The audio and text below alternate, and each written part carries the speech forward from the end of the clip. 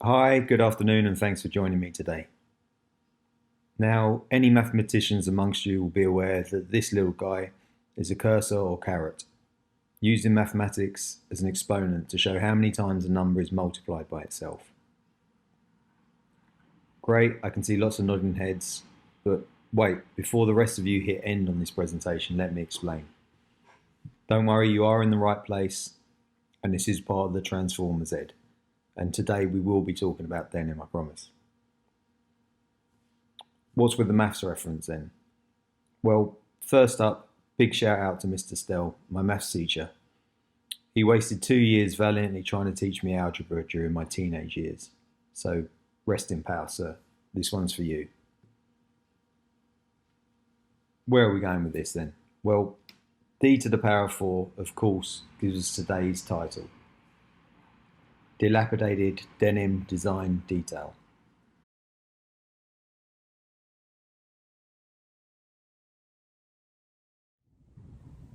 Hi, so when I start to work on a presentation like this, I usually begin with just a blank page. And sometimes that page can stay blank for an uncomfortably long time, because I'm sure you'll all agree that inspiration can be that most elusive of elements to capture at times. But when it does arrive, sometimes it can be quite serendipitous. So I started to jot down words, names, trying to get a sense of what I was going to talk about going. Denim obviously was the first one that came out. It's a given. Hopefully you've all got an interest in denim, otherwise you wouldn't be here. And for those of you that don't have, you're going to find this talk even more boring than everyone else, so apologies from the outset.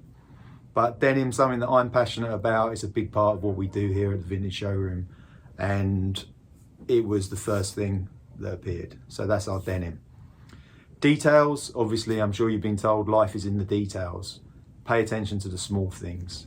And I think that's really important when you're looking at vintage denim, because a lot of the time it's those interesting changes of stitch width or color, or the way seams were finished, or just the way things were done 50 to 100 years ago that make it really interesting to analyze old garments.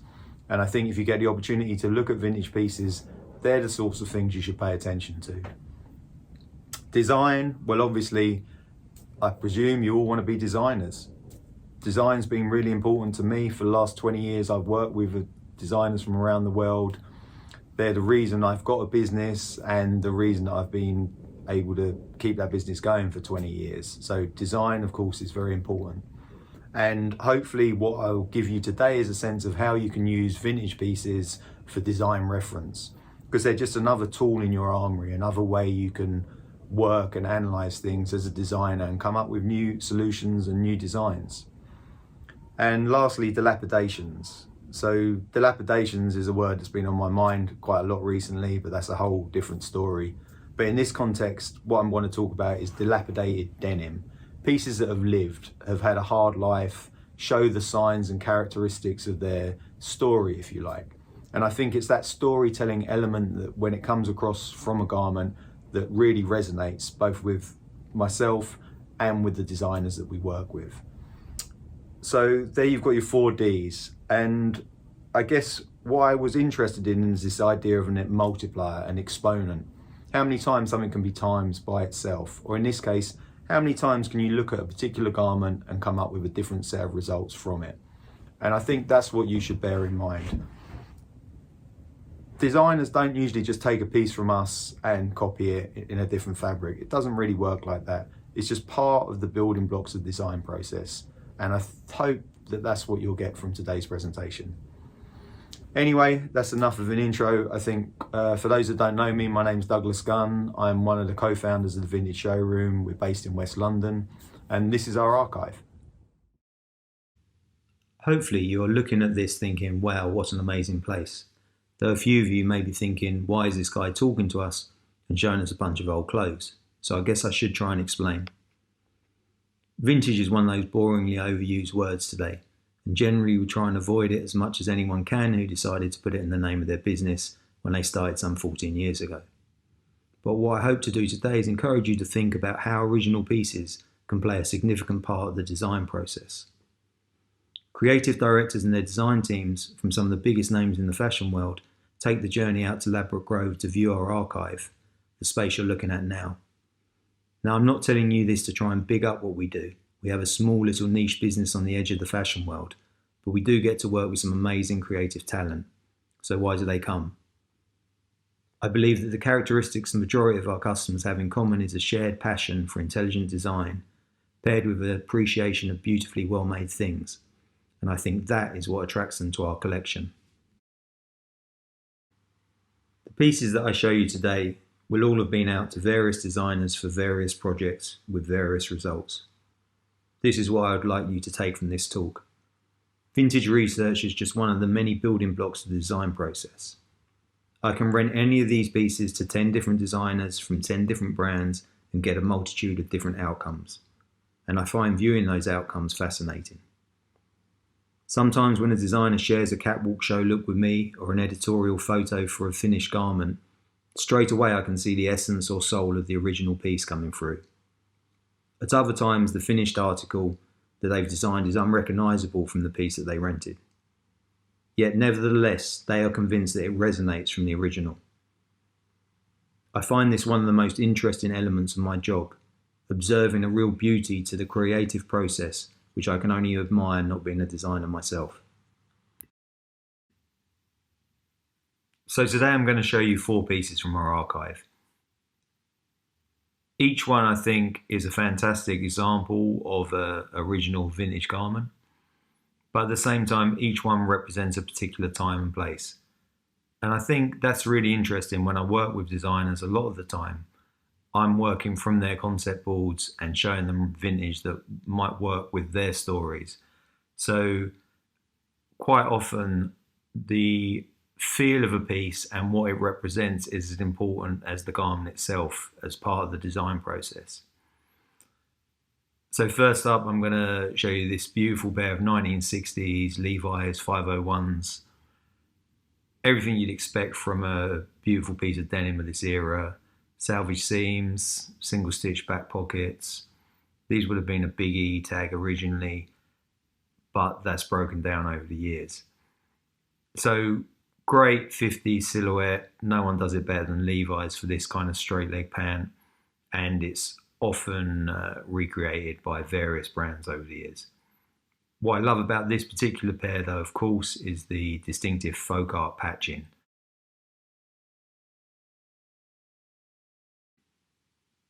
The jeans, of course, speak loudly of the summer of love and the watershed counterculture festival, Woodstock.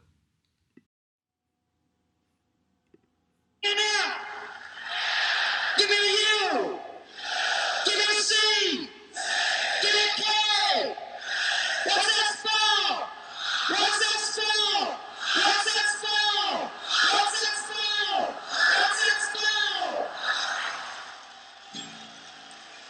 Well, come on, all of you big strong men. Uncle Sam needs your help again. Got himself in a terrible jam way down yonder in Vietnam. Put down your books and pick up a gun. We're gonna have a whole lot of fun. And it's 1, 2, 3. What are we fighting for? Don't ask me, I don't give a damn. The next stop is Vietnam. And it's 5, 6, 7. Open up the pearly gates. Well, there ain't no time to wonder why. We're all gonna die. Now come on, Wall Street, don't be slow. Why, man, this is war a go-go. There's plenty good money to be made, supplying the army with the tools of the trade. Just so they're afraid if they drop the bomb, they're dropping on a Viet Cong. And it's 1, 2, 3. What are we fighting for? Don't ask me, I don't give a damn. The next stop is Vietnam. And it's 5, 6, 7. Open up the pearly gates. Well, ain't no time to wonder why. We're all gonna die. Now come on, generals, let's move fast. Your big chance is here at last. Now you can go out and get those reds, cause the only good commie is one that's dead. You know that peace can only be one when the blown while the kingdom comes. Sing it! 1, 2, 3. What are we fighting for? Don't ask me, I don't give a damn. Louder! Vietnam! And it's 5, 6, 7. Open up early gates. Well, I ain't no time to wonder why. We're all people, I don't know how you expect to ever stop the war. You can't sing any better than that. There's about 300,000 of you fuckers out there. I want you to start singing. Come on. And it's 1, 2, 3. What are we fighting for? Don't ask me, I don't give a damn. The next stop is Vietnam. And it's 5, 6, 7. What I'm hurting is. Well, I ain't no time to wonder what I'm doing. Now come on, mothers throughout the land. Pack your boys up and be a man. Come on, fathers, don't hesitate. The same songs off before it's too late. Be the first one on your life and come on the box. All right. 1, 2, 3. What are we fighting for? Don't ask me, I don't give a damn. The next stop is Vietnam. And it's 5, 6, 7. Whatever it is. Well, I ain't no time.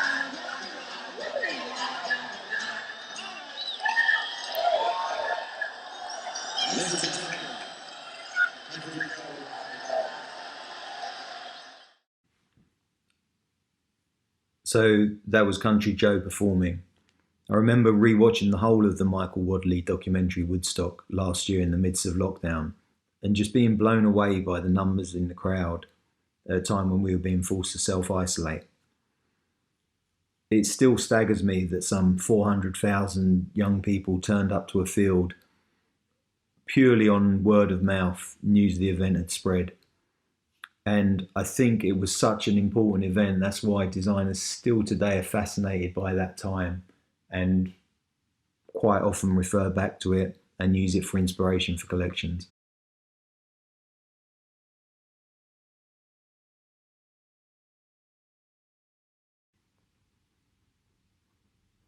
One of the most iconic denim jackets ever made has to be the 507 XX jacket from Levi's. Nearly always referred to as a Type 2. Denim nerds may bemoan the loss of the cinch back from the Type 1, but personally, I've always preferred this 50s version, which was introduced in 1953 and lasted less than a decade. This example is a boy's version of the jacket, which I picked up a number of years ago in the Rose Bowl in LA, which is a monster of a flea market. The style is straight out of the 1950s, and I've seen photos of Elvis wearing this style on many a concept board over the years. The pleated seams epitomising denim styling of the era, and they've recently been revisited by many a designer looking to reduce the amount of metal trim on their products, which of course makes sense from both the financial and a sustainability point of view. When it came to the iconic 1970s film Badlands and the wardrobe, there was only one jacket for Martin Sheen's James Dean-esque bad boy to wear, and it was, of course, a Type 2 jacket. Heard the news, Kip? No. Didn't know all the headlines. What's that? You've been fired. Now, I hate to admit, but I do remember wasting an afternoon trying to recreate that flick after watching the film for the first time. But I think I gave up after almost dislocating my shoulder. I knew then I was never going to be as cool as Martin Sheen's anti-hero in the film, and my denim jacket at the time was definitely not as cool as his Type 2.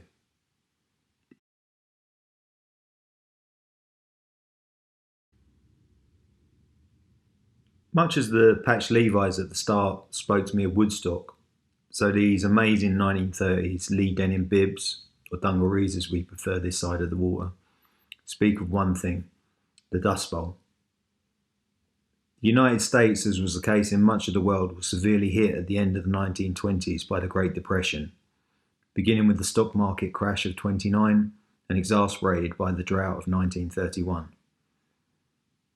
In the US, the Roaring Twenties gave way to the Dirty Thirties, a decade of severe drought across the Midwest and southern Great Plains, which saw massive dust storms begin to hit by 1931. An estimated 35 million acres of formerly cultivated land had been rendered useless for farming by 1934. And this was documented in part by photographer Dorothea Lang, working for the Farm Security Administration. She photographed the disastrous migration of farming families devastated by the drought as they tried to move west. During this period, she created many of the images that defined the Depression in popular imagination. I find the bibs themselves stunning, an amazing patina to the denim from years of hard use, but the denim remains strong, a testament no doubt to Lee's gelt denim of the time. I love it that Lee were talking about ensuring durability in their fabrics some 90 years ago, especially at a time when everyone's looking at how you can prolong the life expectancy of garments in people's wardrobes. All the classic work details you would want are represented, from triple stitch seams to concealed watch pocket. Fly front features donut buttons, and the branding still shows the elongated L on the Lee logo, which was sadly later dropped on the branding.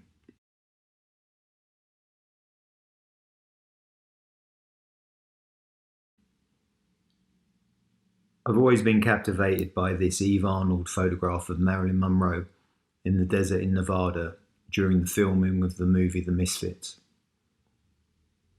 The film itself is not just one of my favourites. I also find the behind-the-scenes story hypnotic and the photographs as poignant as they are heartbreaking.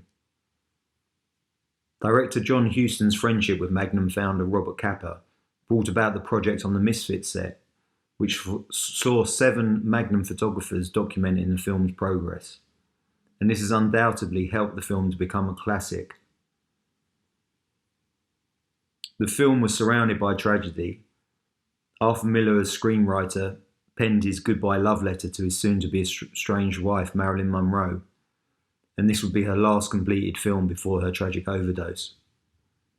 Her love interest in the film, the King of Hollywood himself, Clark Gable, suffered a heart attack just 2 days after filming completed, dying 10 days later.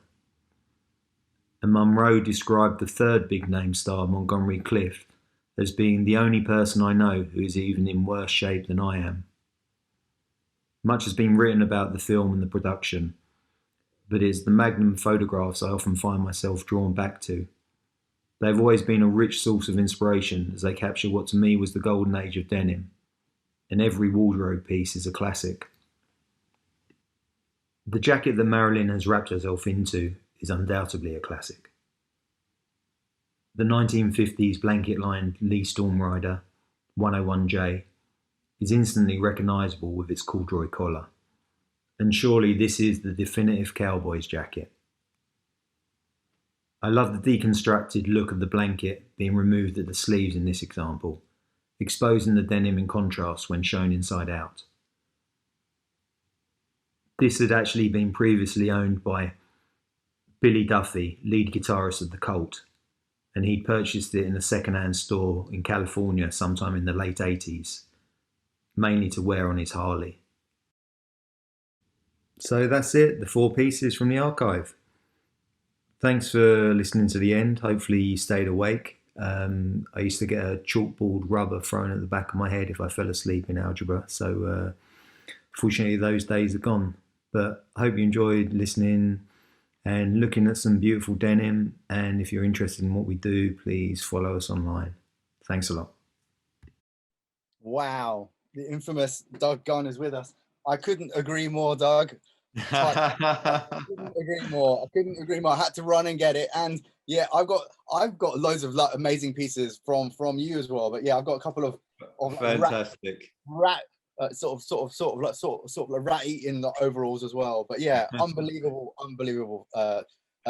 talk you've given, and thank you so much for your time for sort of pre-recording that, and amazing. I hope you're well. No questions, surprisingly. I think they're all really pretty much enjoying it. Right. I think I've found a cure for my insomnia. I just need to listen to myself talking. I send myself to sleep. So yeah, I hope that was of interest to your students.